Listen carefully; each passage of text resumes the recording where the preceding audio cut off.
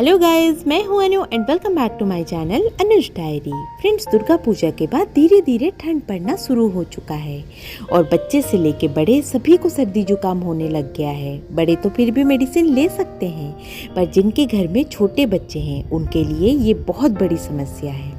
कोई भी पेरेंट्स नहीं चाहते हैं कि 5 साल से छोटी उम्र के बच्चे को किसी भी तरह का मेडिसिन दें। तो पेरेंट्स की ये परेशानी को दूर करने के लिए मैं लेके आई हूँ कुछ होम रेमेडीज़। इन होम रेमेडीज़ को अगर आप अपनाते हैं तो पूरी तरह से छोटे बच्चे की सर्दी जुकाम हमेशा के लिए गायब हो जाएगी। तो दोस्तों, वीडियो में आगे बढ़ने से पहले आप सभी से एक छोटा सा रिक्वेस्ट है। अगर आपने अभी तक चैनल को सब्सक्राइब नहीं किया है तो प्लीज़ दोस्तों मेरे चैनल को जरूर सब्सक्राइब करें, बेल के आइकन को प्रेस करें और ऑल ऑप्शन को सिलेक्ट करें, ताकि जैसे ही मैं वीडियो अपलोड करूं उसका नोटिफिकेशन आप सभी को जल्दी से मिल जाए।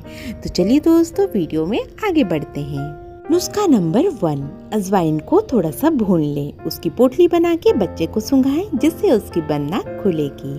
नुस्खा नंबर 2, जायफल यानी कि नटमेग को क्रश करके उसका पेस्ट बना लें पानी के साथ। उस पेस्ट को बच्चे के नाभि के चारों तरफ, चेस्ट में और पीठ में लगाएं, इससे बच्चे को आराम मिलेगा।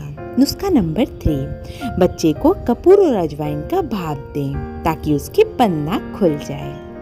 और सबसे जरूरी बात, बेबी को जब भी सुलाएं तकिए पर सर रख के सुलाएं ताकि बेबी को सांस लेने में कोई भी तकलीफ ना हो।